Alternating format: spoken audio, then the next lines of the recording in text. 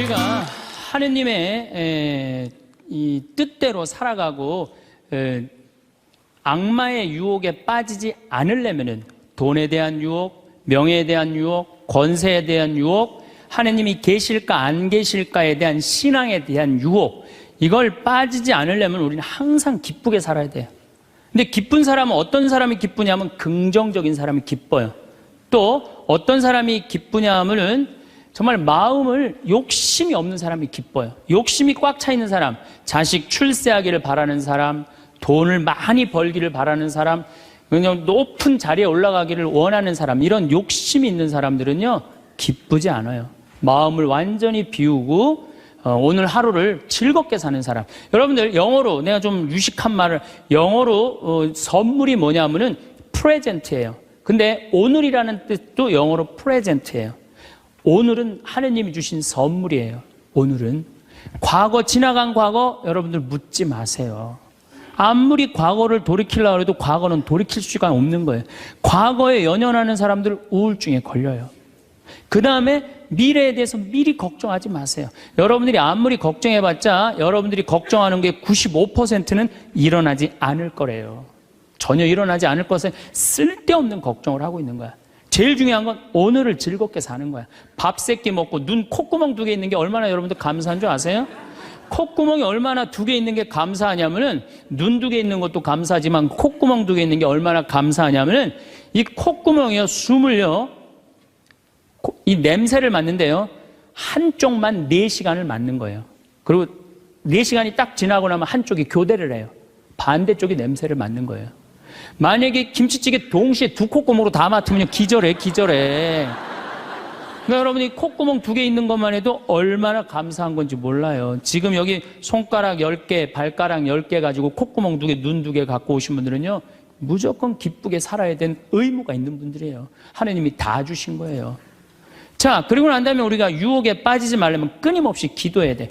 하느님께서 우리 이제까지 살아오면서 여러분들 은총 너무 많이 주셨어요. 은혜 너무 많이 주셨어요. 그렇기 때문에 우리는 어떻게 살아야 돼? 그 은혜를 계속 기억하면서 감사기도, 끊임없이 기도해야 돼. 근데 이 기도는 간구기도를 하면 안 돼요. 감사기도를 해야 돼요. 제가 꼭 성령 기도에 가면은요, 제일 당황스러운 게 그거예요. 내가 성령 기도에 가면은 할머니들이, 신부님 골이 아파요, 무릎이 아파요, 허리가 아파요, 안수기도 해달라는 거예요. 근데 저는 신부 될 때 이 제단에 엎드려서 하느님한테 2가지를 청했어요. 하나는 강론 잘하게 해달라고. 그렇게 기도했어요. 왜 제가 그 기도를 청했느냐 하면은, 저는 초등학교 때부터 발표 때마다 선생님이 제일 먼저 너 일어나서 발표하라고 그랬어요. 그리고 책 읽을 때도 항상 나보러 읽으라고 그랬어. 목소리가 좋으니까. 그러니까 내가 받은 달란트는 뭐야? 말하는 거, 말하는 거. 그리고 신부가 말씀 전하는 사람 아니에요. 그래서 강론 잘하게 해달라고 내가 정말로 엎드려서 간구했어요. 근데 뭐 1년에 300회, 내일도 여기 전주 중앙성당에 가서 강의하고, 또 전주에 있는 중학교에 가서 그 학부형들하고 선생님들한테 강의해. 내일도 전부 단축 수업한대요. 그 선생님들도 강의 들으게 한다고 일반 학교에 가서 강의하는 거, 행복론에 대해서. 그러니까 1년에 한 300회 정도 초청 강연 다니니까 이거 소원 들어주셨어요. 난 너무너무 감사해요. 또 내가 글 잘 쓰게 해달라고. 이제까지 책 3권 썼는데 요즘 쓴 거 사는 맛, 사는 멋.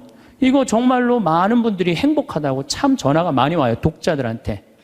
아니, 나 이 2가지 다 받았어요. 나는 더 이상 하느님한테 원하는 거 없어요. 하느님은요, 각자의 달란트가 다 달라요. 그리고 그냥 집 잘 짓는 신부님들, 또 우리 그냥 전 신부님 내가 보기엔 너무너무 잘하세요. 그러니까 그 감히 못하는 15년이 지나서 엄두도 못 냈던 저 땅을 사죠. 그러니까 아무나 사는 게 아니에요. 교우가 일치가 되기 때문에 그게 가능한 거죠. 그 다 달란트가 달라요. 근데 내가 받은 달란트는 강론 잘하고 글 잘 쓰는 거야.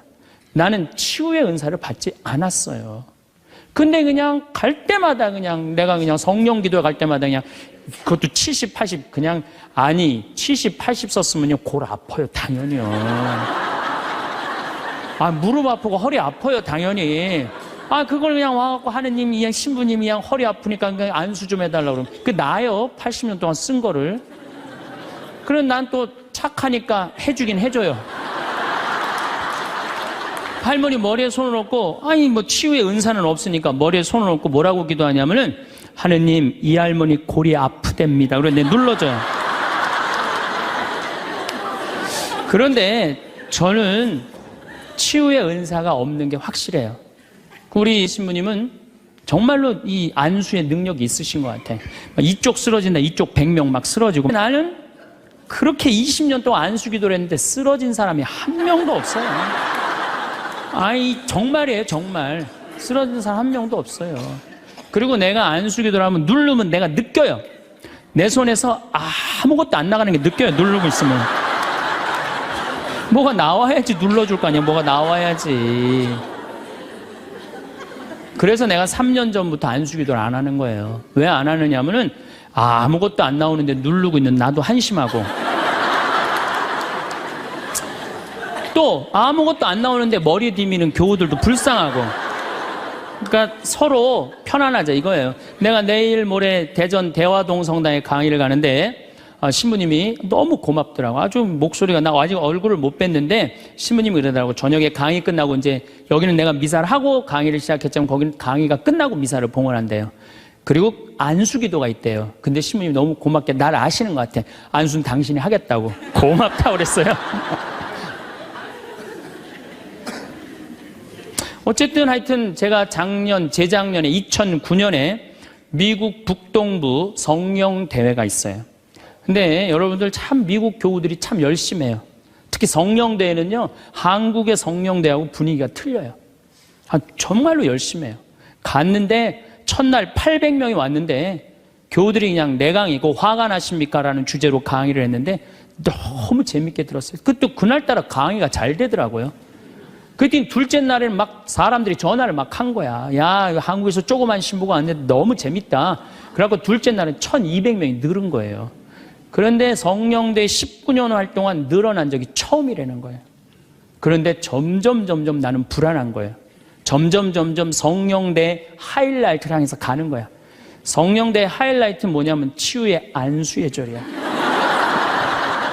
점점 불안한 거야 이거.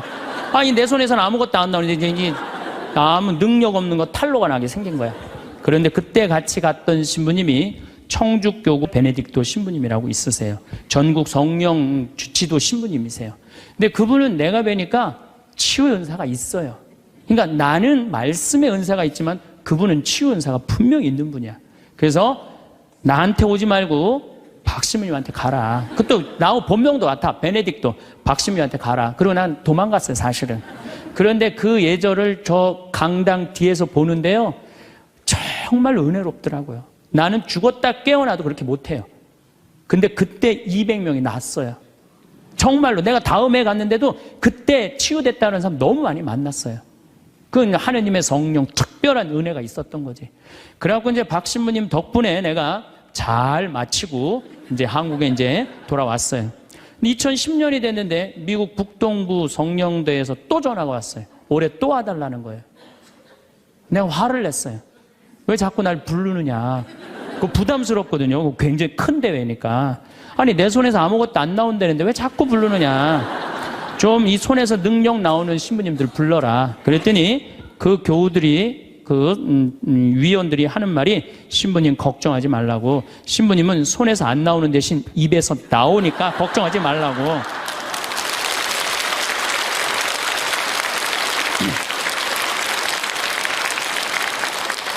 아, 그러느냐? 그렇다면 내가 가겠다. 그리고 이제 작년에 내가 또 북동부 성령대를 갔어요. 갔는데 그때 같이 갔던 신부님은 누구냐면은 우리 수원교구의 다니엘 신부님이 같이 갔어요. 이분 또 만만치 않게 영적으로 깊은 분이잖아요. 근데 이제 신부님이 먼저 강의를 가는데 갑자기 내 앞에 무릎을 꿇는 거예요. 나한테 안수기도를 해달라는 거예요. 아니 내가 새카만 후배고 정말 내가 존경하는 선배 신부님이에요. 근데 갑자기 무릎을 꿇더니 나한테 안수기도를 해달라는 거예요. 아니 교우도 안 해주는 판국에, 아니 하느님하고 성모님한테 정말 완전히 미쳐갖고 오로지 기도만 하는 신부님, 그분 성소하고 성물도가 너덜너덜해요. 같이 들어. 내 성소도 깨끗하고 성물도도 깨끗한데 내 거는. 그래서 내가 신부님한테 그랬어요. 신부님, 저한테 안수기도 받으실 필요 없으시다. 신부님같이 이렇게 영적으로 깊으신 분이 나같이 이렇게 어린 후배 신부한테 뭐하러 받느냐, 그냥 들어가셔라. 근데 신부님이 하시는 말씀이 나는 황 신부한테 기적을 바라는 게 아니다. 사제의 축복을 받고 싶다. 또 이게 또 어떻게 안 해줄 수 있어? 그래서 그냥 떨리는 마음으로 신부님 머리에 손을 얹었어요. 근데 내가 깜짝 놀랐어요. 이게 내 손에서 안 나오다 보니까 신부님 머리에서 나오더라고.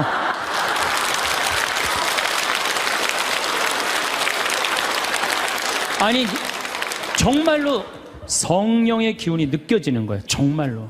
이야, 이러는 수도 있구나. 이게 내가 안 나오면 머리에서 나오는 수도 있구나. 하지만은 우리가 하느님을요, 골 아프면 골 고쳐주고, 머리 아프면 머리 고쳐주고, 무릎 아프면 무릎 고쳐주고, 허리 아프면 허리 고쳐주는 분이 아니에요. 하느님은요, 찬양 받으실 분이에요. 하느님은 영광 받으실 분이에요. 하느님 우리 심부름꾼 아니에요. 자꾸 간구 기도를 하다 보면 어떤 유혹에 빠지느냐 하면은 여기가 아닌가 봐. 천군 보살한테 가는 거예요. 그래서 천주교 교우들이요, 전보로 많이 다니는 거예요. 그래서 일단 찬양기도 감사기도 하는 교우들은요, 하느님 의심하지 않아요. 그리고 얼마나 은혜로워요. 여러분들 이 공기 공짜로 마시고, 태양 공짜로 햇빛 쬐고, 이 땅 공짜로 밟고 다니고, 얼마나 감사해. 눈 2개, 콧구멍 2개, 손가락 10개, 발가락 10개 있으면 됐지. 주님께서 여러분과 함께 마음을 드높이 우리 주 하느님께 감사합시다. 말로는 맨날 마땅하고 옳은 일이래. 말로는 감사기도를 해야 된다는 거예요. 미사 내용 전체가 뭐냐면 감사기도예요. 감사기도. 그래서 여러분들 오늘 이후부터는 끊임없이 기도해야 되는데 어떤 기도를 해? 감사기도를 해라는 감사기도. 그리고 진정한 기도는요, 진정한 기도는 어떤 게 진정한 기도냐면은, 저도 그런 기도를 많이 드려요. 하느님, 내가 당신의 나라를 위해서, 당신의 하늘나라를 위해서, 당신의 정의를 위해서 내가 무슨 일을 했으면 좋겠습니까? 나를 어떻게 당신이 쓰실 생각을 갖고 있습니까? 이렇게 물어볼 때 하느님의 뜻을 헤아릴 수가 있는 거예요. 그러니까 성당에는 하느님 뜻을 실천하려고 나오는 거지, 하느님이 내 뜻을 실천하라고 성당에 나오는 게 절대 아니다. 근데 우리 많은 교우들은 그걸 착각하고 있는 거예요. 예수님도 마태오복음 그 산상설교의 5장, 6장, 7장에 뭐라고 그러셨어요? 주의 기도를 가르쳐 달라고 그러니까 뭐라고 그랬어요? 너희들 기도할 때 많은 말 하지 말아라. 하늘에 계신 우리 아버지 이름이 거룩히 빛나시며 아버지의 나라가 오시며 아버지의 뜻이 뭐라고 그래요? 하늘에서와 같이 땅에서도 이루어지소서. 그렇게 기도하라고 그랬잖아요. 근데 우리는 그냥 성당에 나와서 계속 내 뜻만 계속 어필하는 거예요. 더욱이 여러분들 예수님하고 친해요, 안 친해요? 친하지도 않으면서 그냥 계속 이것이 해줘라. 여러분들 이 생각 해봐요. 정말 친한 친구가 와서 부탁하면은 들어줘요, 안 들어줘요? 힘들어도 들어줘요. 내가 좀 고통스럽더라도 그걸 나눠줘요. 생전 본 적도 없는 친구가 와서 딱 오더니 1,000원 주더니, 야, 내가 정말로 필요한 게 있는데 나 좀 도와줘라. 도와주고 싶어요, 안 도와주고 싶어요? 도와주고 싶지가 않다는 거예요. 그래서 여러분들 기도는 뭐냐면 일단은 예수님하고 친구 되기 위해 하는 거예요. 예수님하고 대화하는 거예요. 대화를 해서 예수님, 당신이라면은 이 땅을 사겠습니까? 안 사겠습니까? 당신이라면은 지금은 무슨 요즘 그 제2금융권 막 이자 막 100%, 200%, 막 1000% 하는 사람들 있잖아요. 내가 만약에 예수님이라면 과연 그런 걸 할까? 그 사람도 얼마나 고통스러운데. 내가 예수님이라면은 내 아이를 어떻게 키울까? 내가 예수님이라면은 내 남편한테 어떻게 할까? 내가 예수님이라면은 아내한테 어떻게 할까? 이걸 물어보려고 기도하는 거예요. 그래서 기도라는 것은 간구 기도가 기도가 아니야. 그래서 난 묵주기도, 구일기도 보면 딱 지향 하나 두고 그냥 기립다 기도하는데 난 정말로 마음이 아파요. 묵주기도는 저는 요즘 묵주기도 드릴 때 오늘도 내가 묵주기도 5단을 바치면서 연옥에 있는 영혼들 구원해달라고 기도했어요. 왜냐하면 성모님이요 그렇게 기도하라고 그랬거든요. 우리 그냥 계속 연옥을 위한 기도, 그 그 다음에 뭐 터키에서 지금 고통받는 사람들, 뭐 이런 정말 죄인들, 이런 사람들은 생전 기도하지 않고 그냥 대학 입시, 그냥 뭐 수능 잘 보게 해주고, 그냥 당 팔리게 해주고, 애 생기고 해주고, 이런 기도는 자꾸 하느님하고 멀어질 수도 있다는 얘기예요. 그걸 다 들어주지 않으세요, 하느님이. 어떻게 다 들어줘요? 내가 할 일이 있는 거지. 또 기도는 예수님의 말씀을 음미할 때 기도가 즐거워요. 예수님 묵상할 게 너무 많지 않아요? 예수님에 대해서 나는 예수님 말씀 중에 내 눈 속에 있는 들보는 보지 못하면서 남의 눈에 있는 티끌을 빼주려고 그러느냐. 자기 눈에는 들보는 못 보고 남의 눈에 티끌.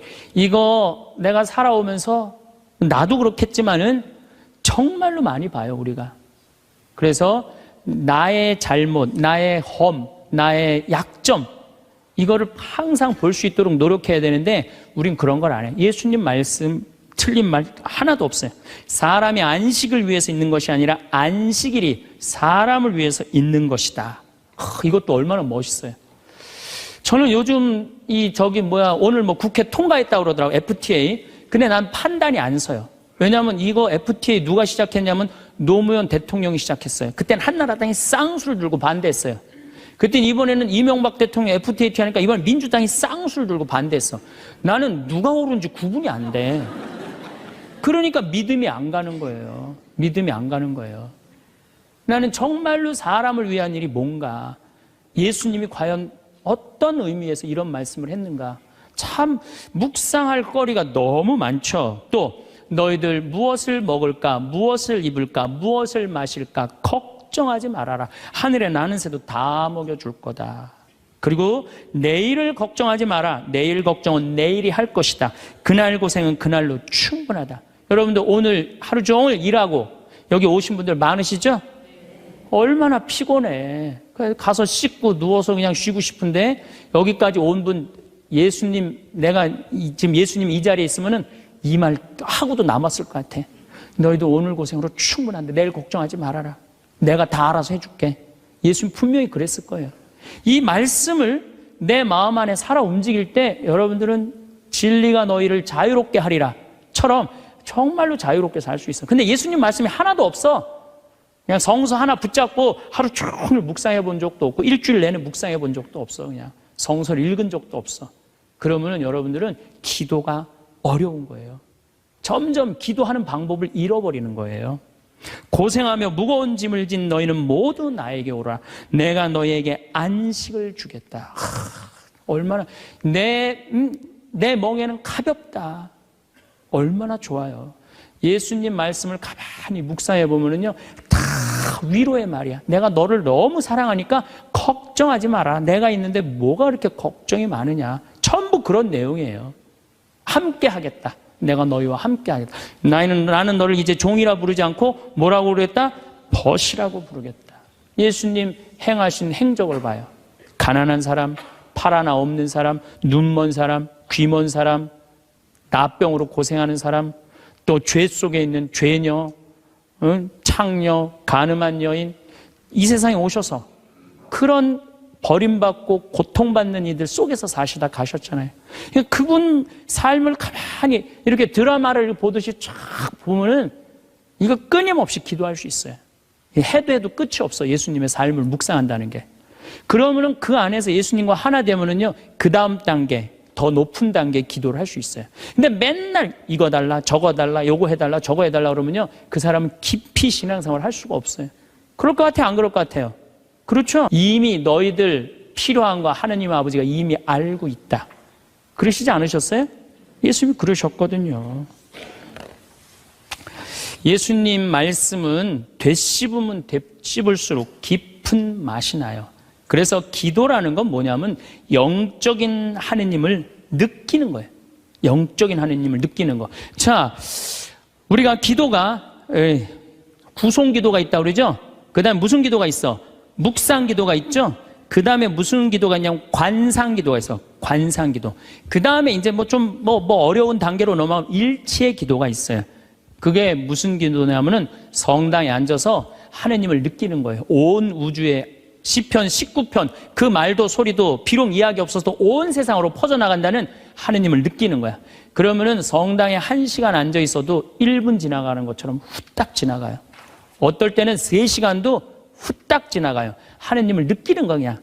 이 말씀이 이제 넘어서서는 온 우주에 꽉 차 있는 하느님을 느끼는, 살아있는, 현존하시는 하느님을 느끼는 거야. 그런 하느님을 느끼다 보면은 이제 성인들이 이제 그 다음에는 어느 단계로 가요? 탈원 상태 가는 거.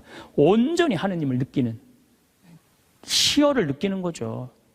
세상 아무것도 필요 없어. 돈도 명예도 권세도 아무것도 필요 없어.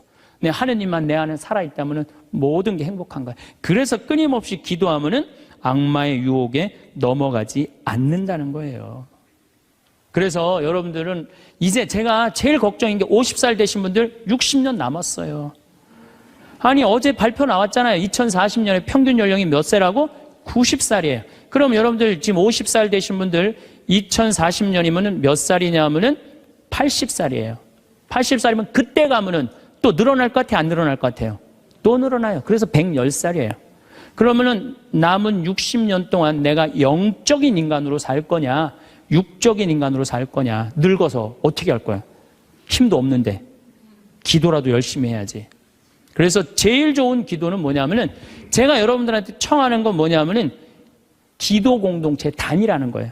제가 프랑스 떼제 공동체에 가서 일주일 동안 기도를 했는데요. 3,000명씩 와요. 일주일에. 월요일부터 주일날 점심 때까지 모여서 아침 기도, 낮 기도, 저녁 기도, 그 다음에 미사. 똑같아 일주일 내내. 그런데 성당에 다니든 안 다니든 3,000명. 많이 올 땐 여름에 3만 명이 와요. 근데 우리나라는 아직 그런 데가 없어. 일주일 내내 모여서 기도하는 데가 없어. 그래서 내가 이제 평창을 이제 내년부터 이제 시작을 할 거예요. 그래서 토요일 날 저녁에는 또 우리 부관장 신부님이 너무 노래를 예쁘게 잘해. 그래서 이제 떼제 기도를 시작을 했어요. 그래서 이제 기도하는 그런 공동체를 만들어서 여러분들도 삶에 지쳤을 때 와서 일주일 동안 60살쯤 돼갖고 일주일 정도 와서 기도하고 가면 얼마나 좋겠어요. 그렇죠? 그러니까 그런 공동체를 많이 믿는 사람들이라면 찾아다니라는 거예요. 영적인 세상을 위해서 시간을 투자하고 마음을 투자하라는 거죠. 그래서 신부님 끊임없이 기도하는데 제일 좋은 게 뭡니까? 미사 참여예요. 첫 번째 좋은 건 미사 참여. 미사 참여 1년 내내 평일 미사 다니시는 분들은요 말할 수 없는 마음 안에 기쁨이 있어요. 1년 내내 미사 안 빠지시는 분들 제가 말씀드리는 거 무슨 말인지 아시죠? 그 시간이 얼마나 좋아. 조용하고 이 성당 안이 얼마나 세상하고 완전히 단절된 거 아니야. 그 시간만은. 그리고 예수님하고 하나 되는 시간이잖아요. 그래서 아무리 힘들어도 직장 끝나고 난 다음에 가방 들고 와서 미사 참여하고 가는 사람들, 이 사람들은 제일 행복한 사람들이에요. 그래서 미사야말로 가장 완벽한 기도다.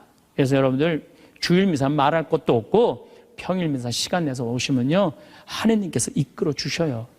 그 다음에 두 번째 끊임없이 기도하는 방법 중에 하나는 성서 읽는 거야. 제 경험에 의하면은 구약 성서부터 신약 성서 끝까지 처음부터 끝까지 완전히 정독 5번만 하면은요 이 세상 사는 길이 보여요. 하느님의 섭리가 역사하심이 보여요. 그리고 어떻게 살아야 되는지 정말 마음에 진리가 흘러 넘쳐요. 그래서 성서를 읽어라. 성서를 정독을 해라. 맨날 그냥 불굴의 며느리, 뭐 이웃, 우리 집 여자들 이런 거 보지 마시고, 그 시간에 성서를 성서 안에는 보물이 꽉 차 있어요. 그래서 성서를 적어도 5번 정도 정독을 해라. 5번. 자, 그 다음에 5번 정독을 했으면 그 다음에 할 일이 있어요. 기도 중에 정말 좋은 기도는 성지순례. 성지순례. 제가 지금 성지순례를 2년에 한 번씩 매년 정기적으로 가요. 그런데 예루살렘에 가보니까요, 예수님의 발자국이 느껴져요. 예루살렘에 가보니까. 그리고 갈릴레아 가보니까 물고기가 밤에 얼마나 튀는지 그냥 예수님이 그 2000년 전에 행하셨던 말씀, 그게 다 살아 움직이는 거예요. 이집트에 가갖고 출애굽 경로를 밟아서 시나이산 꼭대기, 모세가 십계 받으러 갔는데 올라가 보고 예루살렘에 내가 들어갈 때 이스라엘 백성이 얼마나 기뻤을까 느껴져요. 사도 바오로가 예수님 이제 다마스커스에서 회개하고 난 다음에 이 그리스 터키 이거 전부 교회 세우러 7개, 뭐 필라델피아 교회, 뭐 이런 교회들 전부 다 세우러 가는데 지난 2월 달에 갔다 왔거든요. 그냥 예수님이 그냥 막연하게 멀리 느껴지는 게 아니라 예수님이 살아 움직이는 거예요. 그래서 여러분들 성지순례 참 중요한 거. 물론 우리나라 안에도 좋은 성지들이 너무 많아요. 우리 성인들이 얼마나 예수님을 사랑했는지. 그러니까 시간 되면은 돈 모아서 제일 남는 거, 가장 적은 돈으로 가장 최고의 효과를 낼 수 있는 건 성지순례. 그래서 예루살렘 한 번은 갔다 오라는 거예요. 예루살렘. 나는 아직까지 하느님 20년, 30년 믿으면서 예루살렘, 베틀레헴, 나자렛 한 번도 아직 갔다 온 적이 없다. 한번 손 들어보세요. 내가 절대 욕 안 할 테니까 한번 손 들어보세요. 손 들어. 한 번도 안 갔다 왔다. 손 들어보세요. 자, 이 사람들 이거 회개해야 되는 사람들이에요. 자, 여러분들 이 세상에 한 번 오셨어. 내가 하느님을 믿어. 하느님을 믿는데 예수님이 활동하고 가시는데 한 번 좀 가보고 싶지 않아요? 그럼 지금부터 개 모으세요.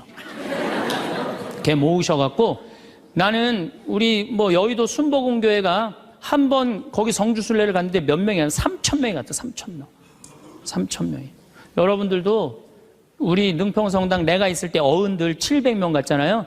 한번 한 2년 개 모아갖고 우리 전신부님이랑 한번 1,000명 한번 쫙 한번 가봐요. 그럼 아마 일생 일대 너무 은혜를 많이 받을 거예요. 그 은혜는 마치 이스라엘 백성이 에집트를 뭐 200만 명이 뭐 200명 그건 뻥이겠지만은 어쨌든 하여튼 가듯이 그런 뜨거움을 아마 느끼실 거예요. 저는 그래서 우리가 끊임없이 기도하는데 정말 좋은 거는 성지순례다. 돈 모아서 성지순례 가라. 다시 한번 말씀드리지만 재물은 쓴 것만 재물이에요. 쓴 것만 내 재물이에요. 제가 지난번에 산호세 강의를 갔는데 나를 비행장에 데려다 준 자매가 하나 있어요. 친구가 5억을 떼어먹고 갔대요. 재산이 싹 날아갔대요. 근데 유일하게 자기가 아깝지 않았던 거, 성지순례 간 것만 아깝지 않더래요. 그거 갔다 오기를 얼마나 잘했는지 성지순례 때마다 갔다 온 게 그것만 자기 마음 안에 살아 움직이더래요. 여러분들도 나중에 이 돈 저 돈 떼어먹고 땅 치고 통곡하지 말고 미리 지금 돈 모아서 성지순례 갔다 오십시오. 그리고 묵주기도 우리가 가장 쉽게 할 수 있는 기도예요. 누워서도 할 수 있고 뭐 반신욕하면서도 할 수 있고 걸어가면서도 할 수 있고 묵주기도도 성모님 말씀대로 죄인들의 회개를 위해서 연옥 영혼들의 고통 덜어주기 위해서 그 기도가 저는 묵주기도 중에 가장 아름다운 기도라고 생각을 해요. 그래서 우리의 기도를 불쌍한 영혼들이 많이 기다리고 있으니까 그런 지향을 두고 그냥 수능 잘 보게 해주고 애 생기게 해주고 월세 나가게 해주고 땅 팔리게 해주고 그런 기도하지 마시고 이렇게 끊임없이 기도하는 사람은요 악마의 유혹에 빠질 시간이 있겠어요 없겠어요? 당연히 없어요. 당연히. 자, 그 다음에 어떤 처지에서든 감사하여라. 감사하는 사람 또 유혹에 안 빠져요. 여러분들 북한에서 안 태어나고 남한에서 태어난 거 감사해요 안 감사해요? 북한은요 정말로 굶어 죽어요. 굶어 죽어요. 평양 근교만 빼놓고 나머지는 다 굶어 죽는다고 보시면 돼요. 이제 겨울이 시작되면은요 이 사람들 뗄감이 없어요. 석유 석탄이 없기 때문에. 그래서 산에 나무 잘라다가 또 해요. 그리고 어떤 집은 작년에는요 그 뗄감조차도 없어서 밥도 못 해갖고 그대로 얼어 죽은 사람들도 많다는 거예요. 근데 우리는 얼마나 잘 먹고 잘 살아요. 감사해요 안 감사해요? 감사해요. 여러분들 후쿠시마에서 안 태어나고 대한민국에서 태어난 거 감사해 안 감사해? 이거 여러분들 깊이 묵상해야 돼요. 왜냐하면 일본은 1년에 지진이 5,000번 일어나요. 5,000번. 하루에 15번 일어나요. 더 놀라운 거는 이번 12월 1월 달에 지진이 또 일어난다는 게 지금 감지가 된다는 거예요. 일어날지 안 일어날지 모르겠지만은 일본 사람들은요 너무 불안한 거예요. 근데 우리나라는 지진이 1년에 몇 번 일어나는 줄 아세요? 15번 정도 일어나요. 근데 이 중에 지진의 강도가 2.7에서 3.2예요. 보통 일어나는지 안 일어나는지도 모를 정도예요. 근데 일본은 막 일어나면 4.0만 넘어가면요 정말 천둥 소리 얼마나 불안한지 몰라요. 나는 그걸 경험을 했어요.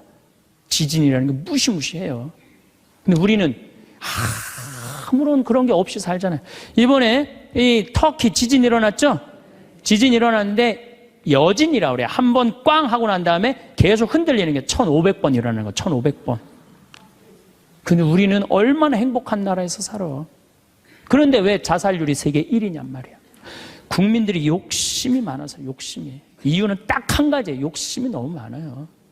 대한민국 사람들 이 정도면 잘 사는데 왜 이렇게 욕심이 많은지 모르겠어요. 여러분들 그 한국처럼 잘 먹고 잘 사는 나라가 없어요. 여러분들 이탈리아라는 나라 잘 살아 못 살아요? 잘 살죠? 그런데 우리나라가 경제력은 세계 13위지만은 소비 지수는 7위예요. 7위. 정말 잘 먹고 잘 사는 나라가 우리예요. 내가 뭐 예전에 방송에도 한번 말씀드렸지만 우리나라 갈비집에 가보면요 진짜 잘 먹어요. 갈비 막 먹으러 가면은요 막 이렇게 한 상 반찬 나와요. 그냥 그 계란찜, 그 다음에 무슨 뭐 단호박 삶은 거, 메추리알, 뭐 그 다음에 무슨 뭐 사라다, 무슨 야채 사라다, 국물 김치, 뭐 별게 다 나와요. 그 다음에 파랑 국수 말아서 나와요. 그리고 4명이 하면 4인분 시켜요. 4인분 시키면 그냥 배가 빵빵해. 한국 사람들은 배 빵빵하면 안 돼. 갈비집에 가고 배 터질 때까지 먹어야 되냐. 2인분 더 시켜요. 더 시켜서 먹고 난 다음에 그래도 우린 분이 안 풀려. 그냥 아줌마가 하나 쓱 나와서 이렇게 물어봐요. 냉면을 먹을래? 된장찌개를 먹을래? 그냥 그거 먹고 커피 공짜로 먹는 나라가 어디 있어요? 잘 먹어요. 횟집도 마찬가지예요. 횟집도 일본에 갖고 내가 회 정식 시켰는데 회가 딱 2점 나왔어요. 이게 맛백인가 보다 그러고 홀딱 먹었어요. 아무리 기다려도 회가 안 나와요. 왜 안 나오냐니까 그게 다라는 거예요. 우리나라는 횟집에 가면 뭐부터 나와? 씻기다시 나오죠? 개불, 멍게, 해삼, 전복, 낙지, 꽁치 소금에 구운 거, 미역국, 조개탕, 별게 다 나와요. 그리고 그냥 또 회가 나오면 그냥 한 50점 나와요. 배는 꽉 찼는데 50점이 또 나와. 어떻게?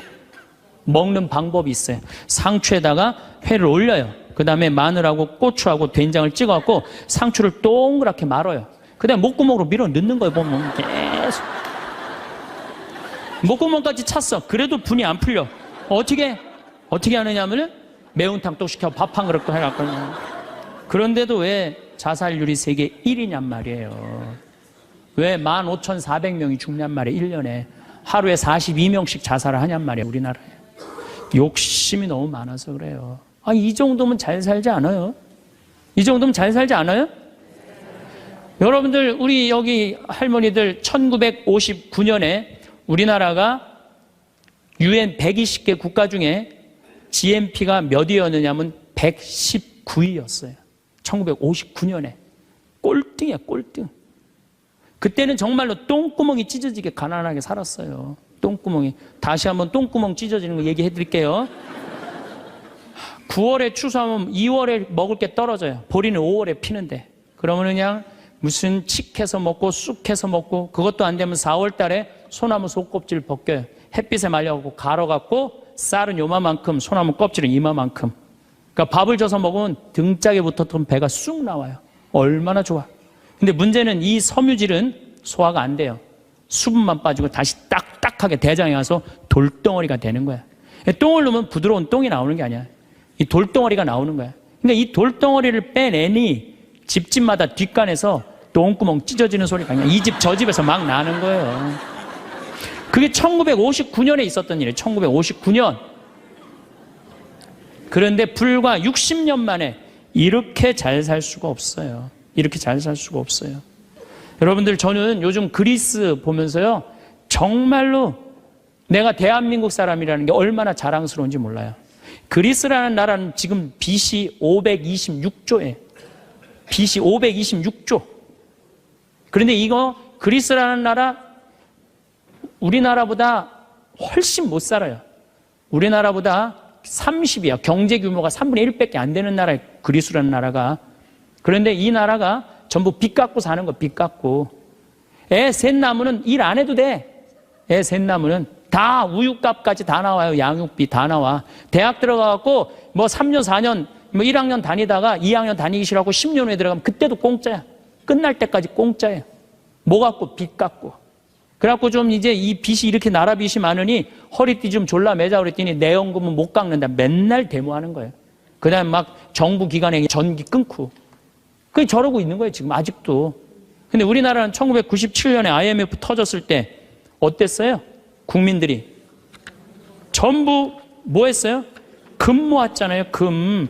내가 그래서 여러분들 마지막으로 금 모으기 운동이 우리가 얼마나 대단한 건지 지금부터 잠깐 읽어 드릴 테니까 한번 이게 누가 쓴 거냐면 이름도 무지 어려워요. 슝홍빙이라는 중국 사람이 쓴 거예요. 이게 베스트셀러예요. 냉전 시기 미국의 맹방이던 또 하나의 나라 한국은 금융위기가 닥치자 미국의 구원에 손을 내밀었다. 한국 사람들은 미국이 그토록 단호하게 거절하리라고는 꿈에도 생각하지 못했다. 우리가 도와달라고 그랬는데요, 싹 거절했어요. 월가를 대표하는 재무부는 끝까지 반대했다. 심지어 올브라이트가 경제학을 모른다고 비난하기까지 했다. 결국 클린턴 대통령은 재무부에 손을 들어주었다. 여기서 그 다음에 중요한 얘기가 나와요. 재무장관 로버트 루빈이 보기에 이번 위기야말로 한국 경제의 빗장을 열어젖힐 절호의 기회다. 그러니까 이제 IMF 때 우리나라에 들어와서 기업 다 먹을 기회다, 이 얘기예요. 그는 구원을 청하는 옛 맹방인 한국을 과거보다 훨씬 가혹한 조건으로 대하라고 지시했다. IMF는 미국 재무부의 압력 아래 한국의 원조 조건에 온갖 가혹한 조건을 덧붙였다. 그래서 우리나라가 얼마나 고통스러웠어요. 한국이 즉시 미국의 유리한 조건으로 미국과의 모든 무역 마찰을 해결할까지 포함했다. 그동안 마찰이 많은데 미국한테 다 손들었어요. 분노한 한국민들은 IMF가 언제나 미국 편에 서서 갖가지 불합리한 조건을 내건다고 비난했다. 한국 정부는 하는 수 없이 미국의 조건들을 받아들이고 미국이 은행 지점들을 한국에 설립하도록 허락했다. 시티은행, 그 미국 은행이에요.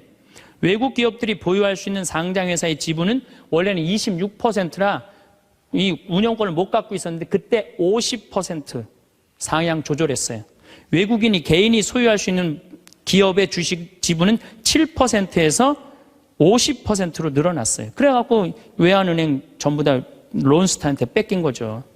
한국 기업은 반드시 국제회계의 원칙에 따라 했으며 금융기관은 국제회계사무소의 회계 감사를 받아야 했다. 참. 그러나 국제금융재벌들은 한국의 강한 민족성들을 너무 얕잡아 보았다. 한국의 협의를 체결하기만 하면 당장이라도 몰려들어 사냥감을 물어 뜯을 판이었다. 우리나라 현대, 삼성 다 먹을 판이었다는 얘기예요. 그런데 고립무원, 완전히 고립무원의 사면 초가에 빠진 한국인들은 나라를 구하겠다는 일념으로 너도 나도 금모으기 운동에 나서서 정부를 도왔다. 이때 금모은 게 21억 달러예요. 한국에 돈 한 푼도 없었을 때. 놀라운 거는 금모으기 하고부터는 5억 달러 수출 계속 적자였다가 이때부터 흑자로 전환하기 시작해. 이게 흑자의 출발점이 돼요. 금모으기 운동이. 그래서 이걸 극복한 나라예요. 서양의 기업들은 한국 대기업을 거의 하나도 사들이지 못했다. 한국 경제는 가장 어려웠던 1998년 여름의 악몽에서 완전히 빠져나올 수 있도록 수출을 빠르게 회복했다. 금모으기 운동부터 그랬다는 거예요. 국제금융재벌들과 미국 재무부는 공연히 헛물만 켜다가 만셈이 되었다. 뿐만 아니라 한국으로 하여금 정부가 경제를 주도할 절대적인 필요성을 확실히 깨닫게 해줬다. 마이크로소프트가 한국 최대의 소프트웨어 기업을 삼키려는 시도도 물 건너 갔어요. 그러니까 미국 애들이 그때 한국 다 살라고 그랬어요. 근데 그것도 못 샀고 8개의 한국 지방 소프트웨어 기업들에게 그 몫이 돌아갔다. 다 우리나라 기업들이 다 샀다는 얘기예요. 포드가 기아 자동차를 구입하려던 계획도 빗나가 버렸다. 그때 기아가 망했거든요. 근데 빗나가서 우리가 금 모아서 현지 기업이 포드의 꿈을 현대가 구했죠. 꿈을 보기 좋게 꺾어준 것이다. 이렇게 우리나라가 그 IMF를 벗어난 민족이야. 그런데 이렇게 대단한데 아니 정치를 보면은 사회를 보면 한국이 현찮다고 그래. 내가 보기에는 한국이 대단한데 얼마나 대단해. 그리스하고 우리나라하고 정반대 아니에요. 지금 전 세계가 금융위기를 겪고 있잖아요. 지금 그리스, 이탈리아, 스페인, 프랑스 다 무너지고 있잖아요. 근데 우리나라는 아직도 경쟁력이 있다는 거예요. 이렇게 대단한 사람들이 모여 살아갖고 우리나라 이름이 대한민국이에요.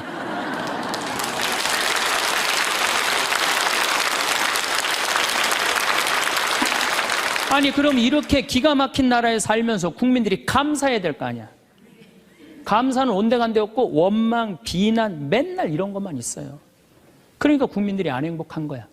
그래서 나는 사도 바오로가 항상 기뻐하여라, 끊임없이 기도하여라, 어떤 처지에서든 감사하여라, 이것이 우리 주 예수 그리스도를 통하여 드러내신 하느님 아버지의 뜻이다.